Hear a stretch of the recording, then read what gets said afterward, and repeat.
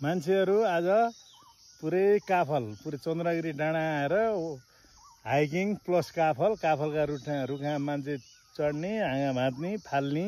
तल हाँगा रुख नचढ्नेहरू तल बसेर टिप्दै खाँदै गर्ने नेचुरल काफल ल मेरो खिच्ने उता काफल भन्दा भन्दै आफैले आँखामा काफल लिएर आएर यस्तो छ अझै काफल ये देख सकते हैं ये भाई साहब लोग जो है इसी में मजा कर रहा है देखिए हाँ देखिए ऐसे ऐसे लोग छुछुंदर लोग जो है रास्ते में मिलते रहते हैं लेकिन ये साला कर क्या रहा है यहाँ पे ल काफल खाने काफल खाने कुइया के भन्ने गीत छ नि ल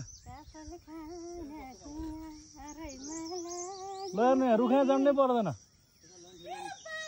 अझ यो त हामीले टिपेर भ्याएको यो